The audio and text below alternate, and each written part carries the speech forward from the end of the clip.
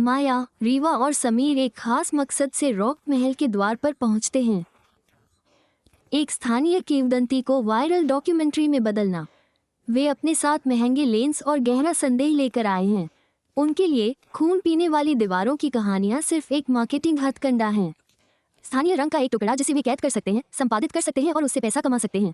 उनका पूरा ध्यान उपकरणों पर है, जबकि समीर एक ऐसे सिग्नल की जांच कर रहा है जो है ही नहीं, और माया अपने ऑडियो लेवल को नियंत्रित कर रही है। वे इस तथ्य को नजरअंदाज कर देते हैं कि घाटी पूरी तरह से शांत हो गई है।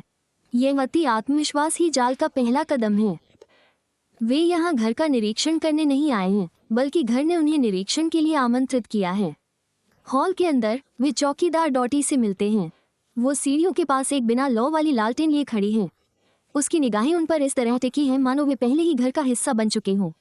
वो उन्हें स्पष्ट रूप से बताती है कि अंदर आना उनका विकल्प था, लेकिन इस बिंदु से आगे हर निकास, हर हरकत और उनके जीवन का हर पल अब घर द्वारा लिया गया निर्णय है। रॉक महल सिर्फ एक ऐसी इमारत नहीं है जहां बुरी घटनाएं घटी हों। यह एक ऐसे जीवित जीव की तरह है जिसका ईंधन खत्म हो गया हो। इसे अपनी परछाइयों को देखने के लिए नई दृष्टियों और अपनी खामोशी को भरने के लिए नई आवाज़ों की जरूरत है।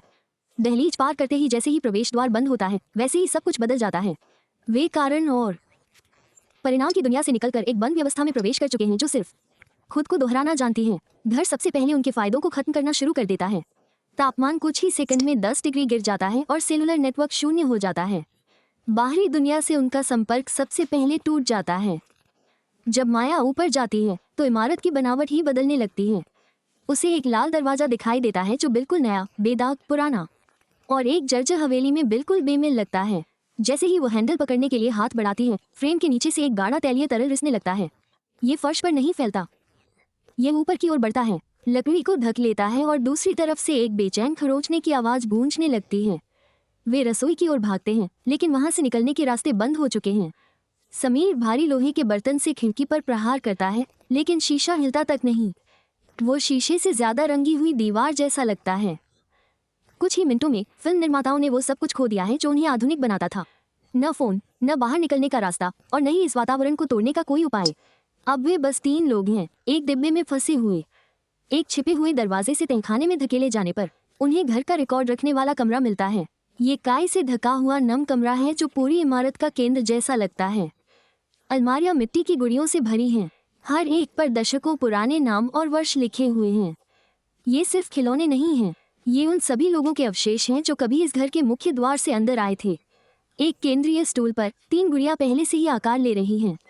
उन्हें कपड़े के टुकड़ों से बने कपड़े पहनाए गए हैं जो माया की जैकेट, रीवा के स्कार्फ और समीर की कमीज से बिल्कुल मेल खाते हैं। घर ने न सिर्फ उनका इंतजार किया बल्कि उनके लिए तैयारी भी की। अचानक डॉडी की आवाज़ कमरे में गूंज उठती है, लेकिन ये पत्थर की दीवारों से आ रही है। वो उन्हें बताती है कि उनकी यादें और उनके डर अब घर की संपत्ति हैं। लक्ष्य उन्हें मारना नहीं है, बल्कि उन्हें तब तक आत्मसात करना है जब तक कि लोगों और महल के बीच कोई अंतर न रह जाए। उन्होंने मुख्य हॉल से भागने की कोशिश की, लेकिन ज्यामिति विफल हो गई। सामने के दरवाजे से भागने पर वे सीधे उसी सीढ़ी पर वापस पहुंच जाते हैं जहां से वे आए थे। उनका हर रास्ता एक वृत्त है। माया को एक बही खाता मिलता है जिसमें उनके नाम पहले से ही लिखे हुए हैं।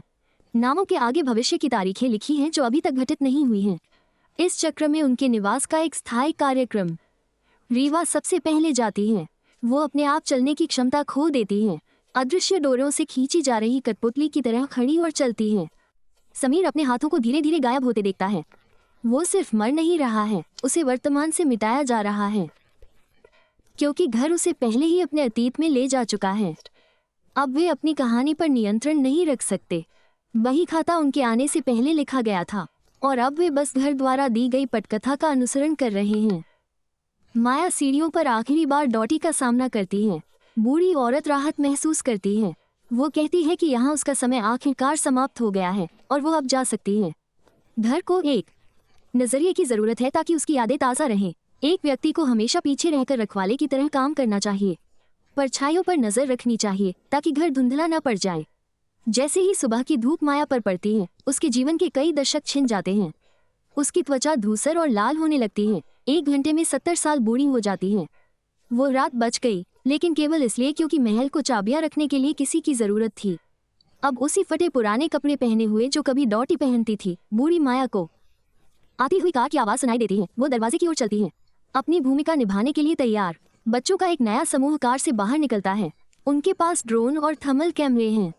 वे हंस रहे हैं, इस बारे में बात कर रहे हैं कि उनके भूतिया घर की वीडियो को कितने व्यूज मिलेंगे। बरगद के पेड़ के पास रीवा और समीर की परछाइयां एकदम स्थिर खड़ी हैं।